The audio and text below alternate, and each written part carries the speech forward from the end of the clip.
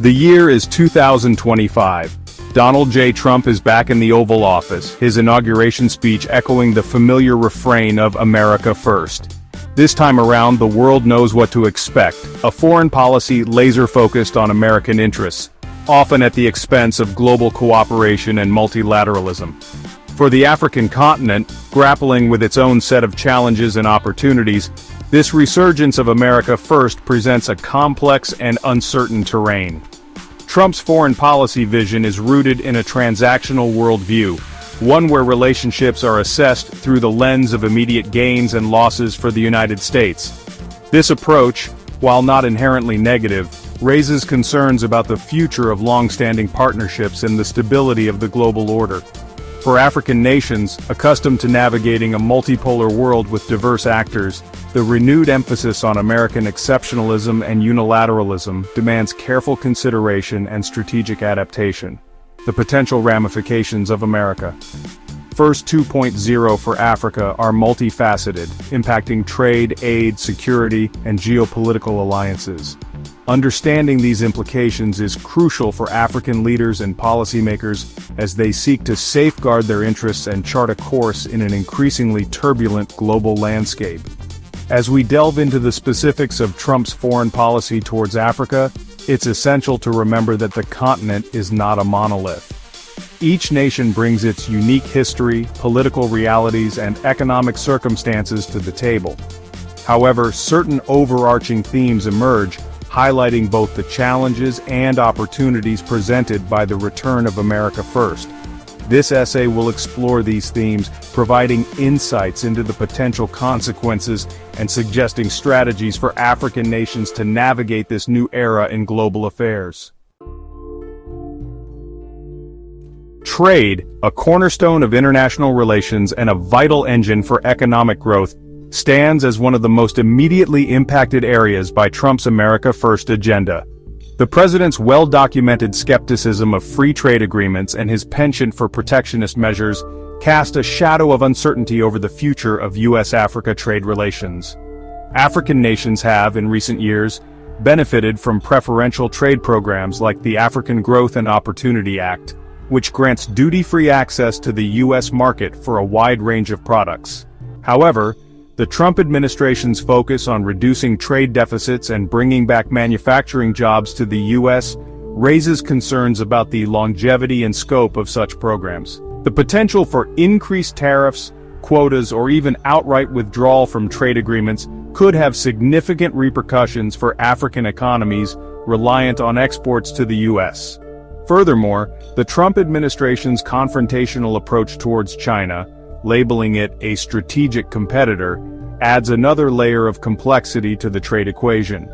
African nations, many of which have benefited from Chinese investments and trade partnerships, may find themselves caught in the crosshairs of this great power rivalry. Pressure to choose sides or reduce economic engagement with China could disrupt existing trade flows and hinder future growth prospects.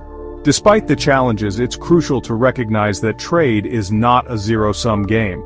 There are avenues for mutually beneficial partnerships even within the framework of America First. African nations, by diversifying their export markets, enhancing regional trade integration, and focusing on adding value to their products, can mitigate the risks associated with U.S. protectionism and position themselves as competitive players in the global marketplace. The key lies in proactive adaptation and a strategic approach that leverages existing strengths while exploring new opportunities. Foreign aid, often a contentious topic in international development discourse, occupies a peculiar space in the America First worldview. While not explicitly rejecting the concept of aid, the Trump administration's emphasis on fiscal responsibility, coupled with its skepticism of multilateral institutions, raises concerns about the future of U.S. assistance to Africa. Historically, the U.S. has been a significant donor to African countries, providing financial and technical assistance in areas ranging from healthcare and education to infrastructure development and democracy promotion. However, the Trump administration's track record of proposing deep cuts to foreign aid budgets and its preference for bilateral agreements over multilateral channels suggest a potential shift in development assistance priorities. This potential shift could have far-reaching consequences for African nations reliant on U.S. aid for critical programs and services. Reductions in funding for healthcare initiatives, for instance, could jeopardize progress made in combating diseases like HIV, AIDS, and malaria. Similarly, cuts to education and economic development programs could hinder efforts to empower communities and foster sustainable growth. While the future of U.S. foreign aid under the Trump administration remains uncertain, African nations cannot afford to be passive bystanders. This era demands a proactive approach, one that prioritizes self-reliance and explores alternative sources of development financing. Strengthening domestic resource mobilization, fostering regional cooperation, and engaging with non-traditional donors like China and India are all viable strategies to navigate a potentially shrinking lifeline of U.S. aid. As we move forward, we encounter new barriers that challenge our progress. From economic sanctions to political upheavals, these obstacles require innovative solutions and resilient strategies. It's not just about overcoming these barriers, but also about understanding the underlying causes that create them in the first place. In this complex landscape, various nations pursue their own interests, often leading to conflicting agendas. This competition creates an environment of uncertainty, where the future is anything but predictable.